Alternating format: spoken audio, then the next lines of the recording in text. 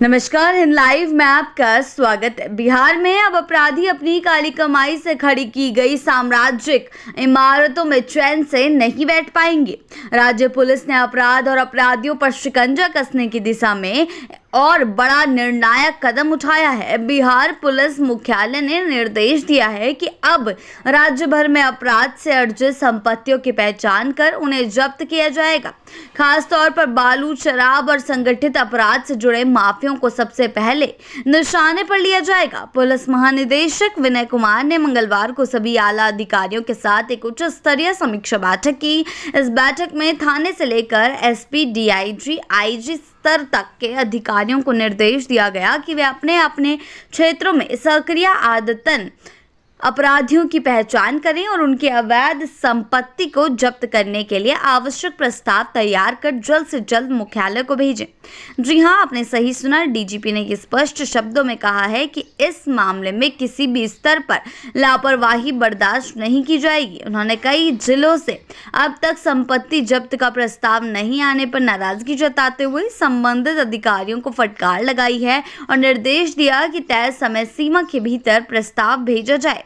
नए आपराधिक कानूनों के तहत राज्य सरकार को अब वह अधिकार मिल चुका है जिसके तहत पुलिस खुद ही अपराध से अर्जित संपत्ति को जब्त कर सकती है बिना किसी केंद्रीय एजेंसी की अनुमति के। डीजीपी विनय कुमार ने दिसंबर 2024 में पदभार संभालते ही हर थाना को निर्देशित किया था कि वे कम से कम 2 ऐसे प्रस्ताव तैयार करें जिनमें अपराधियों की संपत्तियों की जानकारी हो।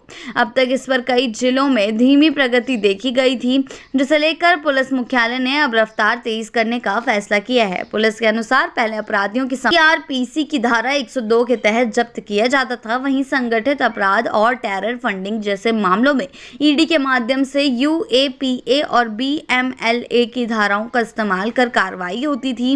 लेकिन अब भारतीय न्याय संहिता लागू होने के बाद राज्य सरकार को अपने स्तर पर ही ऐसी संपत्तियों को जब्त करने का अधिकार जी हां, डीजीपी ने अधिकारियों को निर्देश दिया है कि वे पहले उन अभियुक्तों की सूची जारी तैयार करें जो सशस्त्र एनडीपीसी और मद्य निषेध कानूनों के तहत चार्जशीटेड हैं। इसके बाद इंटेलिजेंस इनपुट और पुलिस डेटाबेस का उपयोग कर ऐसे अपराधियों की आर्थिक गतिविधियों का विश्लेषण किया जाए ताकि ये तय किया जा सके कि उनकी संपत्ति अपराध से अर्जित है या नहीं।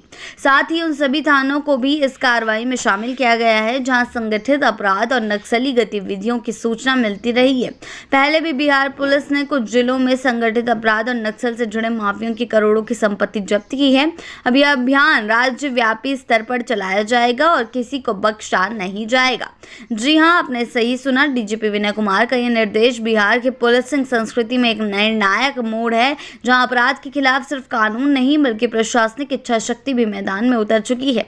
यह देखना दिलचस्प होगा कि आने वाले महीनों में इस नई नीति का असर राज्य की कानून व्यवस्था और अपराध दर पर कितना पड़ता है। लेकिन फिलहाल इतना तय है कि बिहार में अपराध से कमाई गई दौलत की उम्र अब लंबी नहीं होगी। आगे के अपडेट्स के लिए जुड़े रहें लाइव के साथ ही चैनल को सब्सक्राइब करना ना भूलें और हमारे फेसबुक और वेबसाइट के साथ भी जरूर जुड़ें।